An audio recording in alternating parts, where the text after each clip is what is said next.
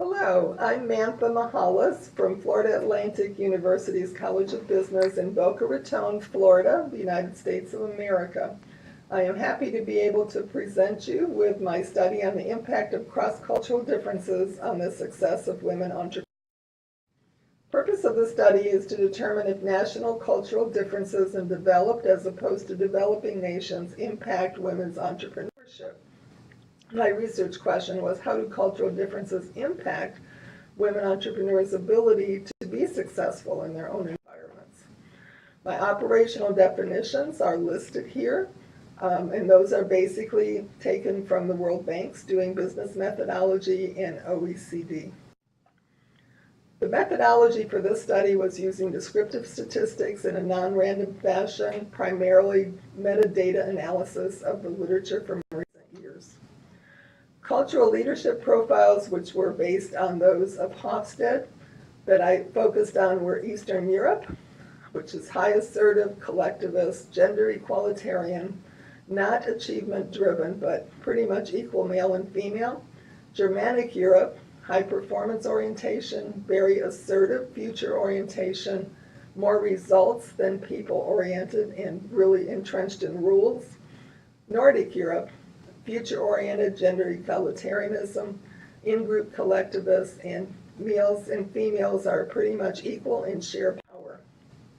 In the Middle Eastern developing areas, high in-group collectivism, low future orientation, low uncertainty avoidance, much pride in families and organizations, and large differences between males and females, with the female status being much lower than men's.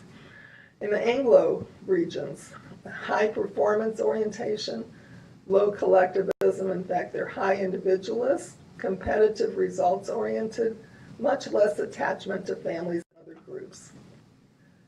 Going on, as a result of the data analysis, I identified 4 primary areas of variables that impact entrepreneurship for women: human capital, gender differences, prejudice, and support structures. In developing patriarchal, gender-biased economies and societies such as that of the Middle East, women do not get provided with many of the things on the list in front of you. Things like financial resources, training, the support from the family is generally not there. There's a big gender gap. Women's safety is an issue. There's not societal support, and there are not many ways to circumvent legal barriers and procedures. Also in the Middle East, women don't have as many economic opportunities. Only 1% own their own property, restricted work hours and type.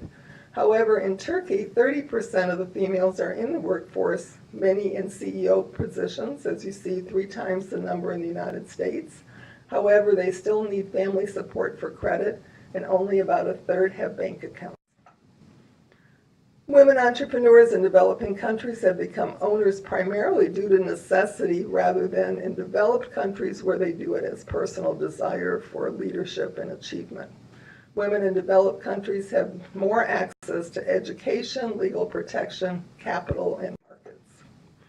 OECD found that 34% in the EU and 37% in OECD countries think they have the knowledge to start a business, as opposed to 50% of the men. Women, however, operate smaller businesses, and they're mostly sole proprietors than men. And women also tend to claim fear of failure as a barrier for entry. In conclusion, generally developed nations have cultures which support women's entrepreneurship, whereas cultures in developing nations do not. This leads to the conclusion that cultural differences do impact women entrepreneurs' ability to be successful in their own environments. For next steps, as a result of this descriptive study, a follow-up inferential study is being developed to sample women entrepreneurs using questionnaires to identify actions needed to promote women entrepreneurs in both developing and developed countries. References are available by contacting me. You can use my email, and I look forward to hearing any questions. Thank you for this opportunity.